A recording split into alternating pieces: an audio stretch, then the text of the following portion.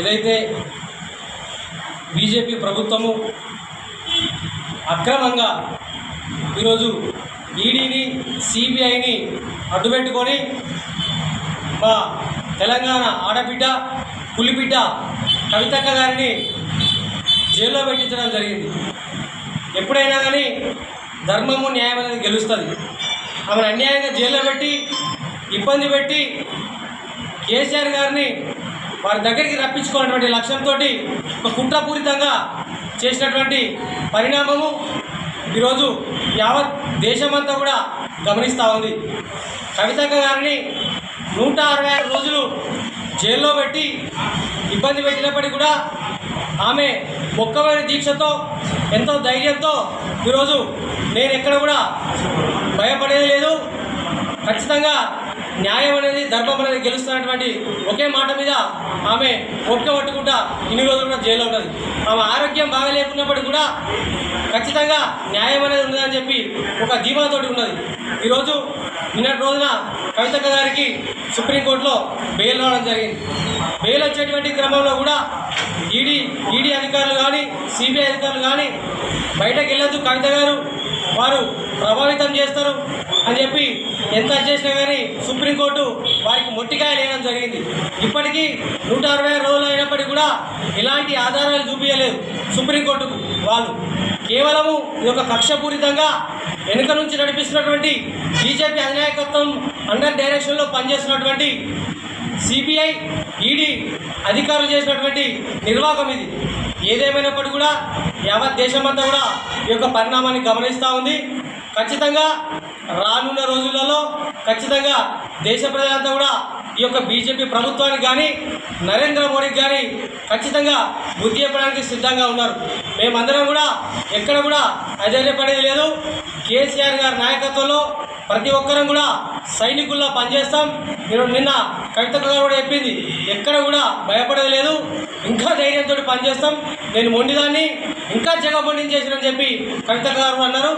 ఖచ్చితంగా కూడా రానున్న రోజులలో ఈ యొక్క బీజేపీ ప్రభుత్వం చేస్తున్నటువంటి ఆగడాలను ప్రజల్లోకి తీసుకోవడానికి కేసీఆర్ గారు దేశమంతా కూడా పైన కాబోతా ఉన్నారు. ఖచ్చితంగా వీరు చేస్తున్నటువంటి ఆకృత్యాలను ప్రజలంతా కూడా గమనిస్తున్నారు. రానున్న రోజులలో వీరిని ఖచ్చితంగా గద్దెదించడమే మా యొక్క లక్ష్యం అని చెప్పి ఈ సందర్భంగా తెలియజేస్తా ఉన్నాం. మా పార్టీ నాయకురాలు, మా అధినేత బిడ్డ అయినటువంటి కవితమ్మ గారు విడుదల కావడం మంచి శుభపరిణామం. ఈరోజు ఈ శుభపరిమాణాన్ని మా పార్టీ బీఆర్ఎస్ పార్టీ పక్షాన, తెలంగాణ ప్రజల పక్షాన స్వాగతిస్తూ ఉన్నాం. అయితే ఎక్కడైతే బీఆర్ఎస్ ఎదిగితే వీరి యొక్క పునాదులు కూలిపోతాయి అనేటువంటి భయంతో బీజేపీ పార్టీ కావచ్చు, రాష్ట్రంలో ఉన్నటువంటి కాంగ్రెస్ పార్టీ కావచ్చు, ఇంకా కేసీఆర్ గారి నాయకత్వాన్ని దెబ్బతీయాలనేటువంటి కుట్రతో సిబిఐని ఈడీని అడ్డం పెట్టుకొని మద్యం కేసులో వీరు అక్రమంగా కవిత గారిని అరెస్ట్ చేయడం జరిగింది. అరెస్ట్ చేసినప్పుడు కూడా 166 రోజులు జైల్లో పెట్టి వీళ్ళు సాధించింది ఏమీ లేదు. ఈరోజు తెలంగాణ ఆత్మగౌరవం మీద వీళ్ళు దాడి చేసినటువంటి పరిస్థితి. ఈరోజు కవితమ్మ మీద దాడి అంటే తెలంగాణ ఆత్మగౌరవం మీదే దాడి చేసిరు. మీరు అన్నది మీరు ఏదైతే చెప్పినారో అదే నిజమైతే ఈ 166 రోజుల్లో మీ దగ్గర ఉన్నటువంటి సిబిఐ కానీ ఈడీ కానీ ఏ ఒక్క సాక్ష్యాధారాలను ఎందుకు నిరూపించలేకపోయారు? కాబట్టి అంటే దీనిలో సక్రమం లేదు, పూర్తిగా అక్రమ నిర్బంధం, అక్రమ కేసులు బనాయించి కేసీఆర్ గారి నాయకత్వాన్ని, కేసీఆర్ గారి ఆత్మస్థైర్యాన్ని, బీఆర్ఎస్ పార్టీ ఆత్మస్థైర్యాన్ని దెబ్బతీసేటువంటి కుట్ర ఏదైతే ఉందో అది యావత్ తెలంగాణ ప్రజానికం గమనిస్తూ ఉంది. ఏది ఏమైనప్పుడు కూడా ఈరోజు 160 రోజుల తర్వాత కూడా చివరికి ధర్మమే గెలిచింది.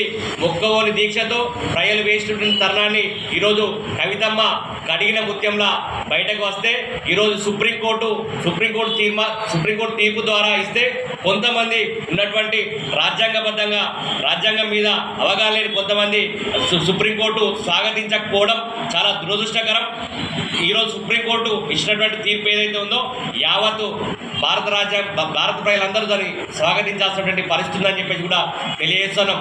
మీరు ఎన్ని కుట్రలు చేసినా, ఎన్ని కుతంత్రాలు చేసినా కేసీఆర్ గారిని మొక్కవోరు దీక్షతో ముందు పోతాడు తప్ప మీరు ఎన్ని ఆత్మస్థైర్యం దెబ్బతీసి ఎన్ని కుట్రలు చేసినా అదే ఎంత రెట్టింపుగా కేసీఆర్ నాయకత్వంలో మేమందరం కూడా కలిసికట్టుగా ముందుకు పోయి రానున్నటువంటి రోజుల్లో ఈ యొక్క మా మీద అక్రమంగా చేసినటువంటి కాంగ్రెస్ బీజేపీ పార్టీల కుట్రలను బట్టబయలు చేసి ప్రజాక్షేత్రంలో ముందుకు పోతామని చెప్పేసి కూడా తెలియజేస్తా ఉన్నాం.